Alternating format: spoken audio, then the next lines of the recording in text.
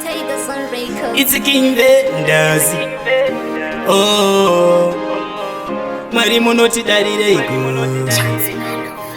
Mavenda oye, aka Chimwana Chashkono, Dino Papa Cheche, Chipatan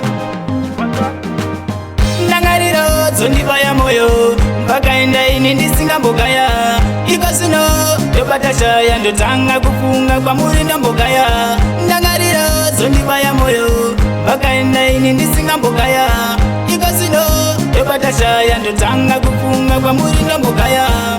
Naimari moti darire, nati samatenga moti darire. Akanaka munova mamutora panyika, kashata muva mamsiya. Naimari moti darire, nati samatenga moti darire.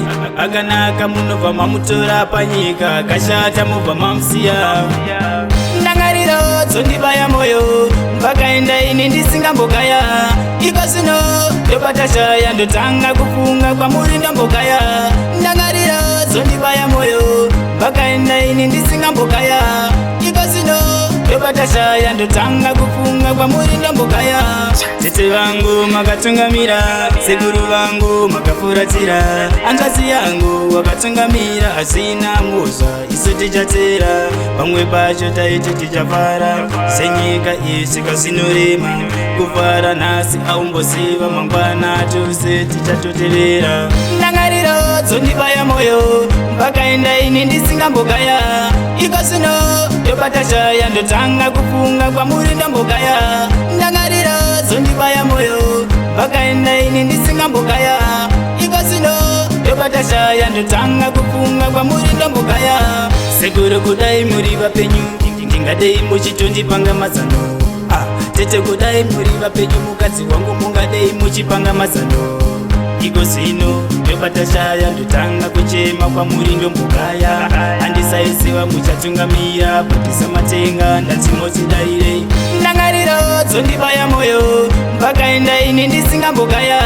Ikosino yobatasha yandotanga kufunga kwa murindo mbogaya. Nangariro zondibaya moyo, bakaenda ini ndisingambogaya. Ikosino yobatasha yandotanga kufunga kwa murindo mbogaya. Naimari moti darire, nati samatenga moti darire.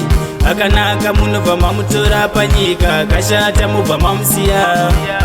Naimari moti darire, nati samatenga moti darire. Akanaka munova mamutora panyika, kashata muva mamsiya. Nangariro zondibaya moyo, bakaenda ini ndisingambogaya. Ikosino yobatasha yandotanga kufunga kwa murindo mbogaya.